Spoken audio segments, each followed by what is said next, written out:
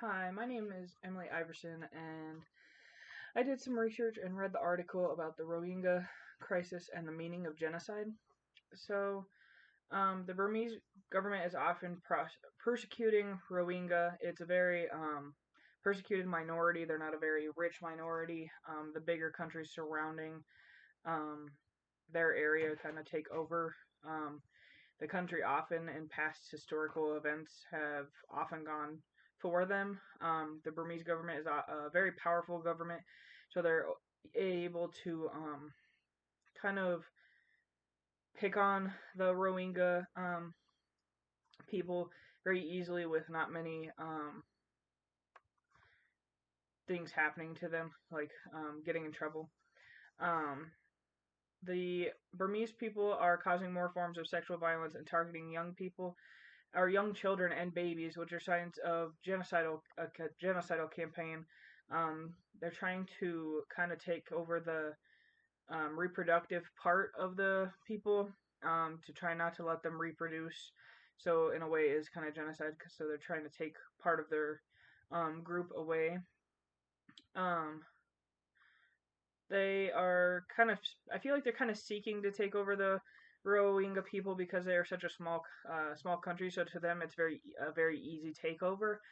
Um, it's almost like they're trying to take out the whole group by taking out the younger children and kids. They don't have future generations to move on with growing as a country. It's comparable to Rwanda that happened in the past. Very brutal sexual violence, and it looks targeted at destroying the reproductive capacity of the nation. There's a long history of the country. Myanmar's, it's kind of hard to pronounce, treatments of the Rohingya in the same form as the Burmese. There's a lot of sexual violence and just raiding the villages and a lot of violent behaviors towards their people. The Burmese are often arming Rakhine Buddhists to have them raid the Rohingya people's villages and take over them. This often leads to a high level of state persecution of the vulnerable minorities. So, like the Rohingya people are very vulnerable people because they're a very poor group.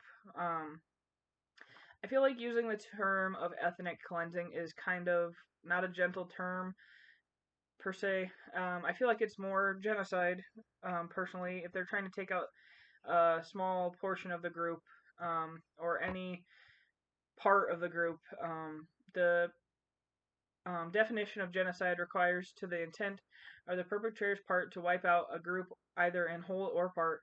They could be a national group, an ethical group, or a religious group. So the Rohingya people are a group and they are taking out a portion of their group. So in a way, it is genocide. It's a more violent situation than ethnic cleansing could be perceived as. Um, Genocide isn't always larger groups. It could be smaller groups, just usually of the same religion, group, or ethnicity that they're usually going after. Um, there was no specific dates on the article of how long the genocide lasts, um, or really the impacts. More of them migrating to other countries or being killed, or their children or babies being killed. Um, it's happened many times in history against the Rohingya people by larger countries that are more rich and have more authority over smaller countries. Um, the groups and countries of higher authority often look down on the Rohingya people and have caused sexual and destructive violence, especially against their children and babies, to cause or keep them from reproducing and making further generations. There was not really any specific reason why they were going after this country, though. Like it's just more of a power thing, is what it kind of appeared to be as I was reading through the article. Um, some social conflicts that go along with them going after the Rohingya people or controlling them. They're often denied regular citizenship rights. Like they're restricted to do everyday things such as going to school or going to the right amount of school. They're usually told who to marry or when they can marry and how they can marry. The number of children allowed, they're only kind of like in China, they're only allowed a certain amount of kids. They're trying to restrict the amount of future generations that they have. Um, the events have caused them to try to flee the country. Many are fleeing to Bangladesh, and they're struggling to. Bangladesh is struggling to feed, house, and provide healthcare to them because there are so many. And Bangladesh is also not a very rich country, so oftentimes other countries are trying to help them. The United States is trying to help them as well.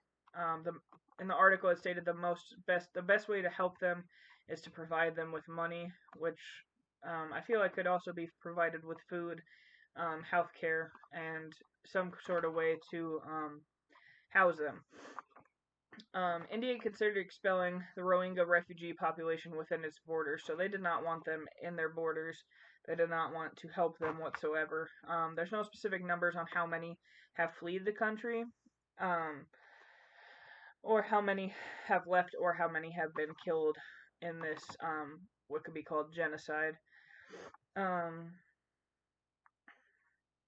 so other organizations that have been set up or aided them. The Bangladesh have allowed them to cross their border, but they also have restrictions up against them coming across their border. But there's also more pressure on their government to do more for their people as much as they can. Some Rohingya refugees are fleeing to that's a hard word, Sri Lanka. But they once they are going over their borders, they're targeted by militant Buddhist monks. The what is the Burmese government is talking a lot of these other groups into going after the Rohingya people, so it's making it very hard for them to find safety and shelter. There's not much more significant help other than the Bangladesh, but there's not much action from the West either for help for them. Something I found most significant in this is to how one country can hold so much power over such a minority, which in turn it kind of makes sense because they have so much more money over them. But it's interesting how other countries cannot do more to help them or try to stop the other country from causing issues. Um, but it's also hard for other countries to do more when they're so far away or when they're not able to stay on top of things or work from the inside out of these countries to try to solve the issue. It happens a lot more than just this country. Genocide kind of happens all over the world.